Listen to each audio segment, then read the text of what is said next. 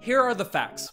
Gary Trent Jr. is a rising star in the NBA, on the offensive and defensive ends of the court. This is backed up when you look at the numbers and advanced stats, it's backed up when you compare him to other rising stars across the NBA, and it's backed up through the eye test just watching film. With all that said, there's a subset of Raptors fans that have severely underrated Gary Trent Jr. They've labeled him as some sort of shot chucker that is a below average defender that, in my view, makes absolutely zero sense. So in this video, I'm going to break down the absurdity of those claims, show why Gary Trent Jr. is truly an up-and-coming star in the NBA, and show the real reason why Gary Trent Jr. became so underrated amongst these fans. Hello everybody, Ben Rogers here, the Raptors Digest, reminding you guys who the heck Gary Trent Jr. is as a basketball player and getting to the bottom of how he's become so underrated by some Raptors fans. So let's start with that reminder. We can start by looking at this at the basic numbers. Right, Gary Trent Jr. as a 23-year-old basketball player is providing remarkable production at 18 points per game, 3 rebounds, 2 assists, top 5 in the league in steals with 1.7, low turnovers for a guy that has the ball in his hands this much, shoots 38% from behind the 3-point line, making about 3 makes a game, and shoots pretty efficient from the field as well, at roughly 41% from the field. So Gary Trent Jr., just looking at the overall box score, is a guy that is certainly an upper echelon young player in the NBA.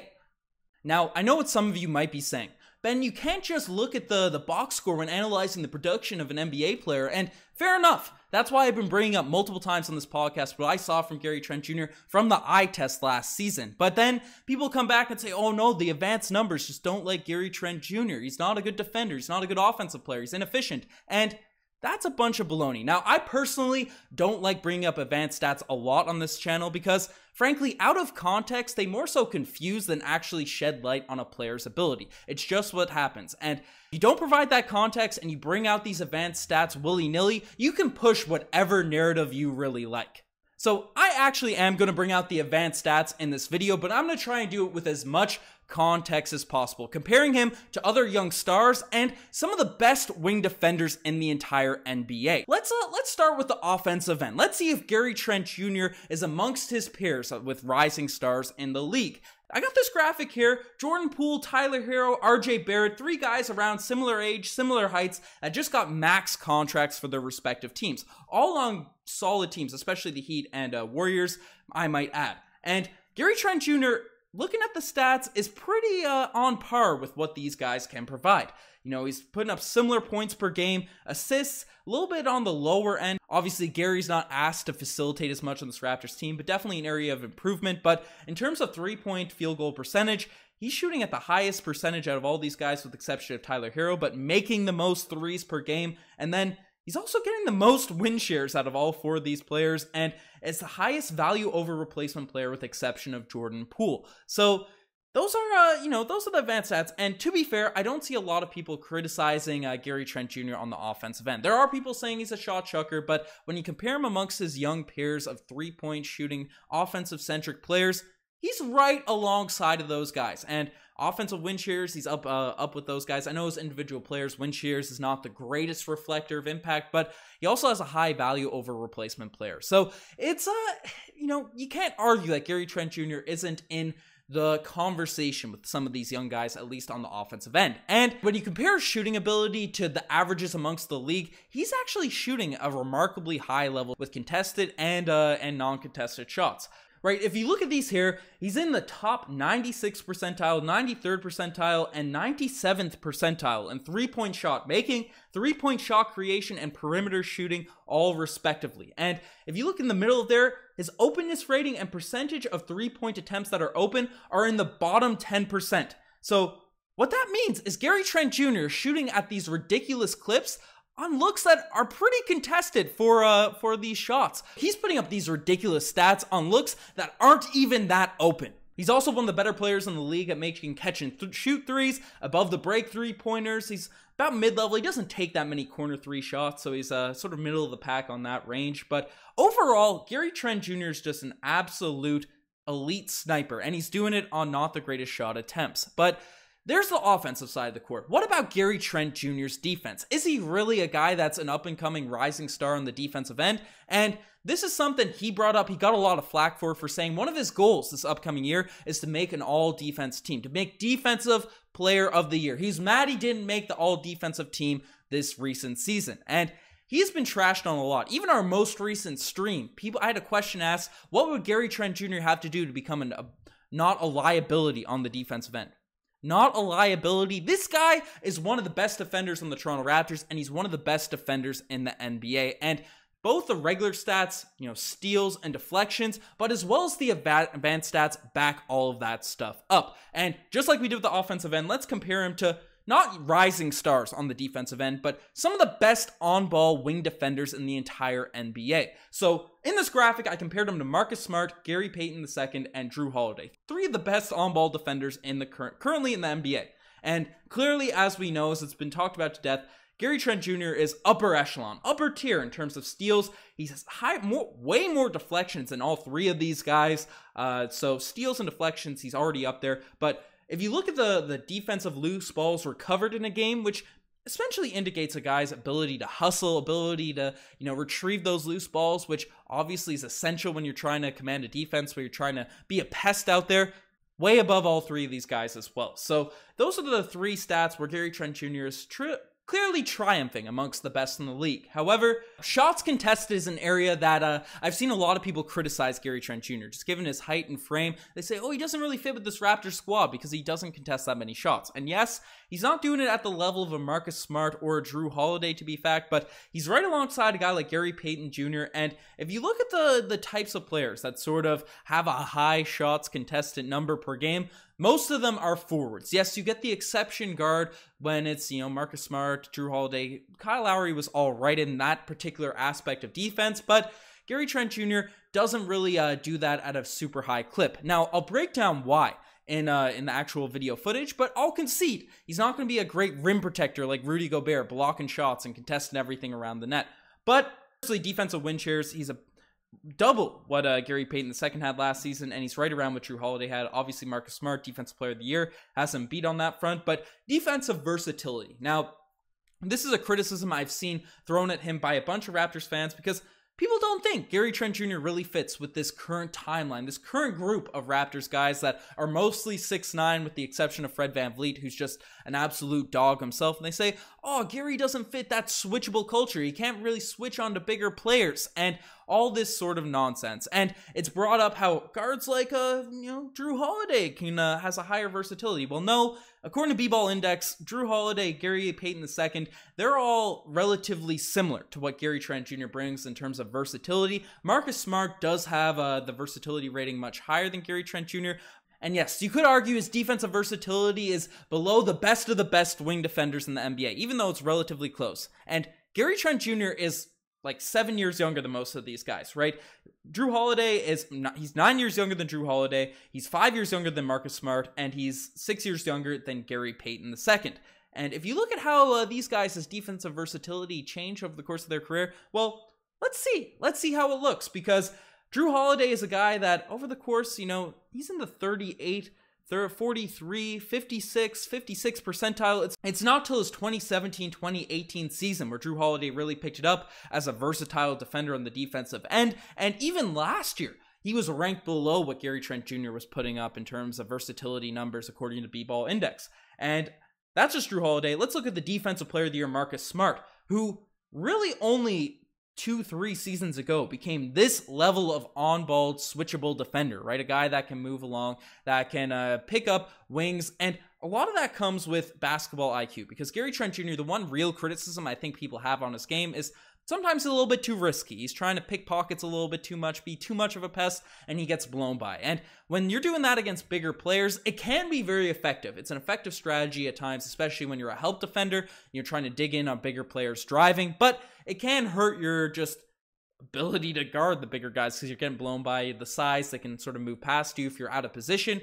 But Gary Trent Jr., as I mentioned, is extremely young. And just last season, he had the highest one-year rise in terms of defensive impact amongst wing stoppers in the entire NBA. And by a significant margin, right? Double the second place player in terms of defensive impact increase. So Gary Trent Jr. is going to get better. Defense in the NBA, when you already have the athleticism, when you already have, Gary Trent Jr. is very quick. He has solid strength for a guy that's 6'5". He's going to maintain that for the next 10 years of his career, assuming he doesn't get injured. Then it's all IQ stuff. Then it's all working within defensive schemes. And he's only been one season within this Raptors defensive system, so I think he's only going to get better through the eye test, the steals, deflections, all that stuff, as well as all the advanced stats, the versatility numbers and all that we brought up in this video. But you've looked at the numbers, you've looked at the advanced stats, you've compared them to stars across the NBA, but how do you really know he's effective? Well, let's just look at him actually on the basketball court. Let's analyze what he's actually providing out there for this Raptors team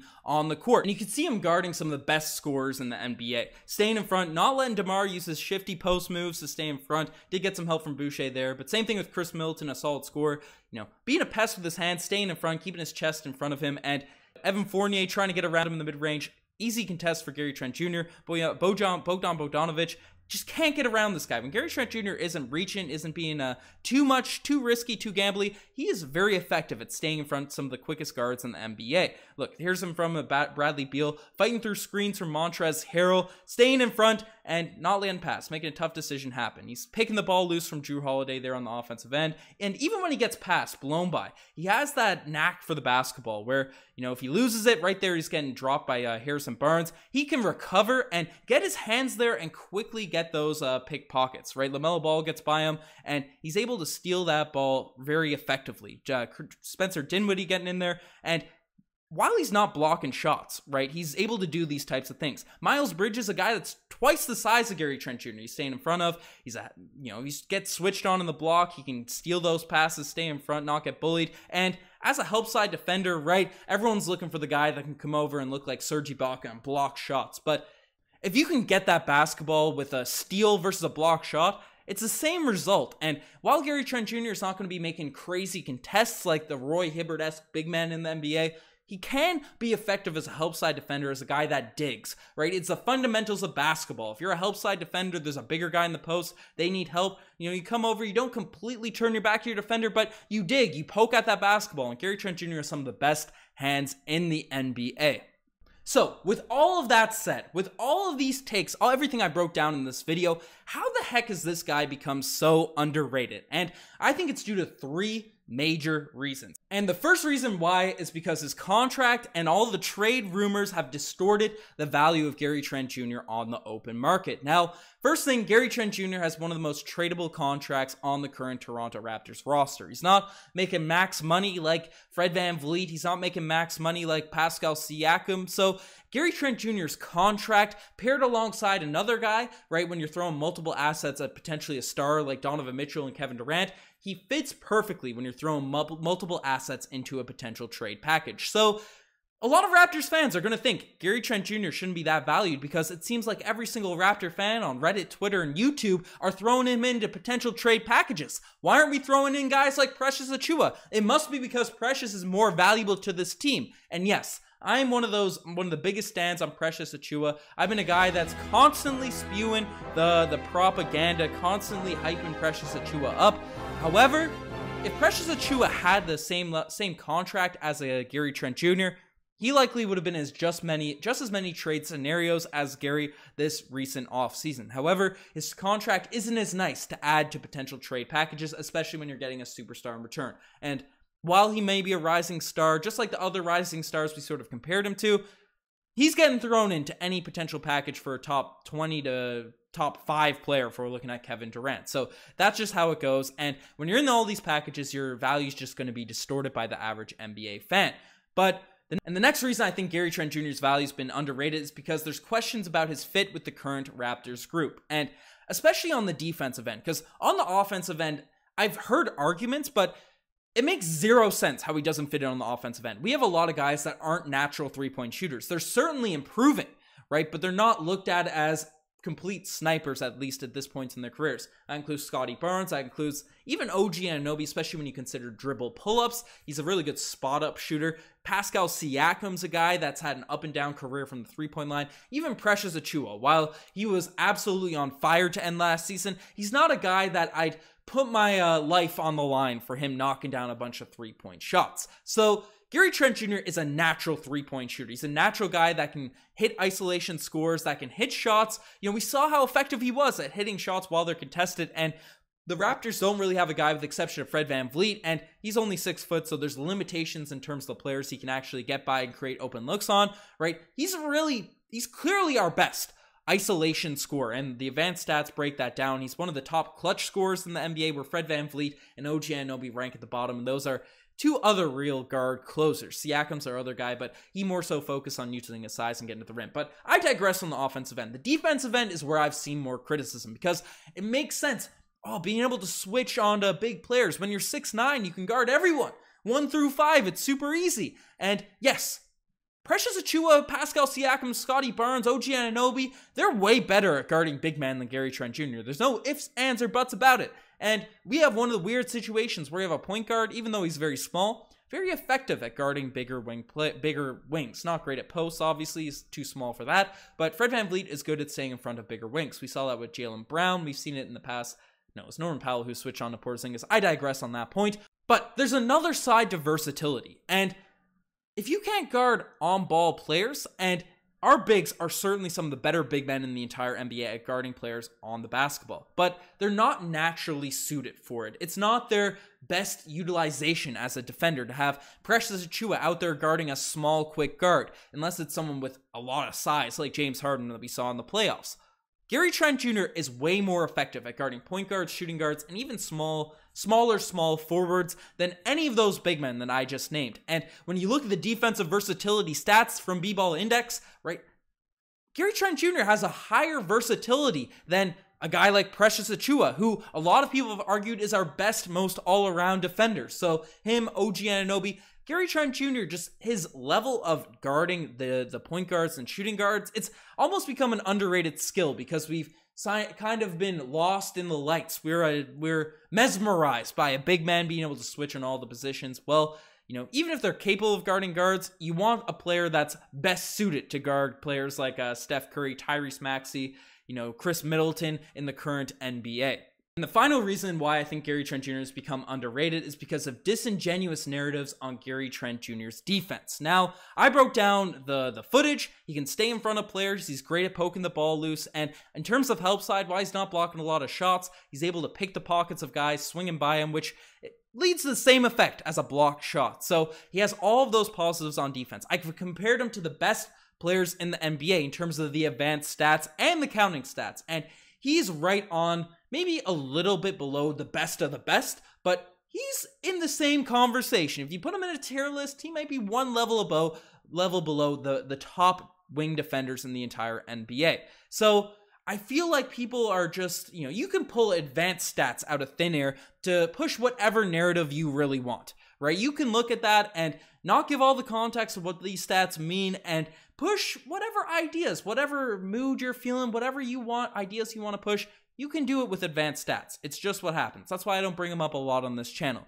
But I feel like with all the context and stuff, that gets lost in a lot of the discussions around Gary Trent Jr. He's an elite defender, and I'll push this to the death. So I just want to let Raptors fans know, if you're going to be digging into the advanced stats, right, look at the context. Compare them to actual other top NBA players on the defensive and offensive end, because that's the only real way you get the most out of those advanced stats. I'm a guy that works as a software engineer. I'm looking at numbers, construing stats the entire day, right? It's easy to manipulate things with numbers, so don't buy into the disingenuous takes surrounding Gary Trent Jr.'s defense. Now, what's the truth about Gary Trent Jr.? How should we view him as a player? I hope I argued well enough in this video that we should see him as a rising two-way star in the NBA. And while there are certainly real and valid criticism of Gary Trent Jr.'s game that should be brought up, and the fact that he is a very tradable contract for this Raptors team that is going in a certain direction, we can't undervalue the importance that he plays